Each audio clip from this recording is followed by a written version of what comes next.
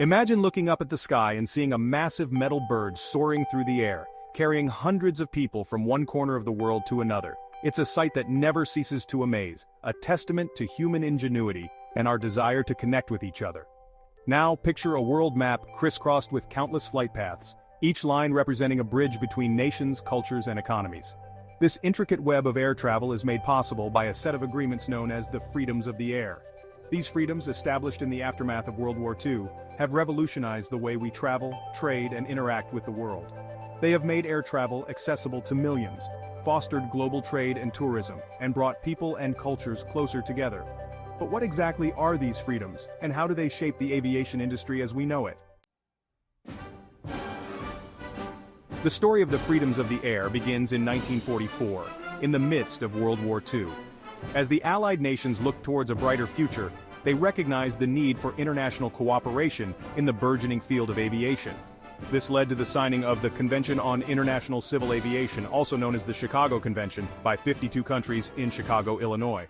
This landmark agreement laid the foundation for the International Civil Aviation Organization, or ICAO, a specialized agency of the United Nations tasked with overseeing the administration and governance of the convention.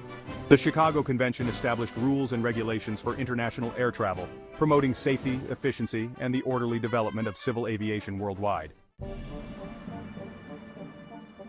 At the heart of the Chicago Convention lie the 9 freedoms of the air, a set of principles that govern the rights of countries to operate international air services. These freedoms, negotiated between countries, grant airlines the privilege to fly over or land in foreign territories, facilitating the growth of international air travel and trade.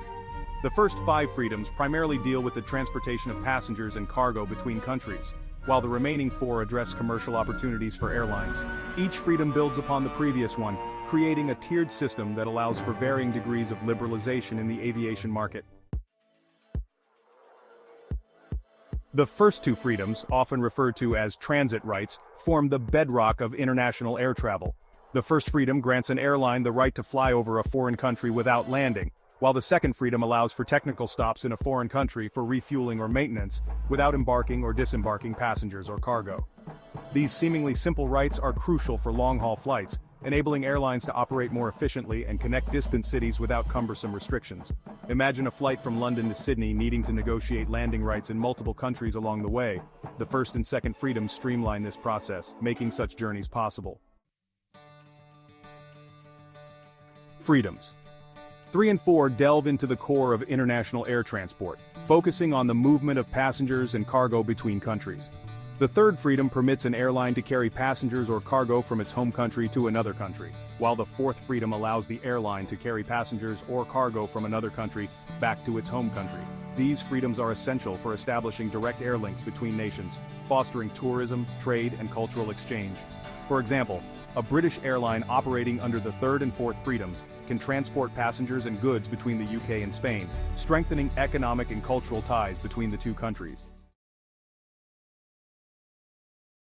Freedoms 5 and 6 introduce the concept of beyond rights, allowing airlines to extend their operations beyond their home country and a foreign country.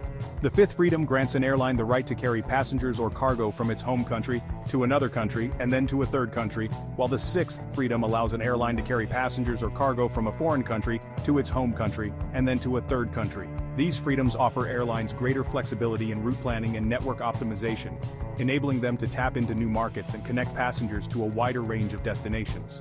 For instance, an Australian airline can fly passengers from Sydney to Singapore and then onward to London under the fifth freedom, expanding its reach and offering passengers more travel options. Freedoms 7, 8, and 9 delve into more complex aspects of international air services, granting airlines further operational flexibility. The seventh freedom permits an airline to operate flights between two foreign countries without any service to its home country, while the eighth freedom, often considered an extension of the seventh, allows an airline to operate flights within a foreign country, using it as a base for regional operations. The ninth freedom, also known as cabotage, grants an airline the right to operate domestic flights within a foreign country, competing directly with local airlines. However, this freedom is rarely granted due to its potential impact on domestic aviation markets and competition.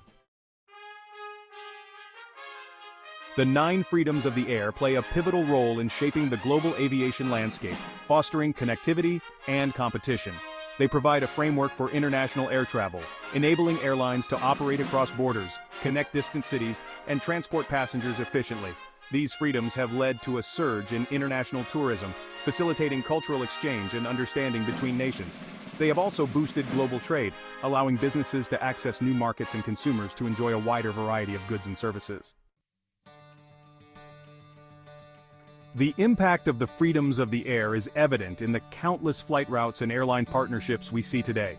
For instance, Emirates Airlines, based in Dubai, has leveraged these freedoms to establish itself as a global aviation hub, connecting passengers from all corners of the world through its extensive network. Similarly, low-cost carriers like Ryanair and EasyJet have utilized the fifth freedom to offer affordable flights within Europe, stimulating tourism and economic activity. These examples highlight how the freedoms of the air have shaped the competitive landscape of the aviation industry, benefiting both airlines and consumers alike.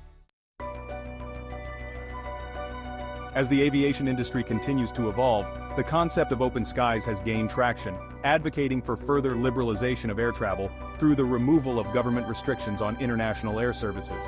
Open skies agreements aim to create a more competitive and market-driven aviation environment, fostering innovation and benefiting consumers through lower fares and increased travel options. However, the path towards open skies is not without its challenges. Concerns over fair competition, national sovereignty, and the impact on domestic airlines have led to varying degrees of adoption of open skies policies worldwide. The freedoms of the air, born from the ashes of World War II, stand as a testament to the power of international cooperation. They have transformed the way we travel, connect, and do business, shrinking our world and bringing people closer together. As we look towards the future of aviation, the principles enshrined in the Chicago Convention and the 9 Freedoms of the Air will continue to guide us, reminding us of the importance of collaboration, innovation, and the pursuit of a more connected and prosperous world.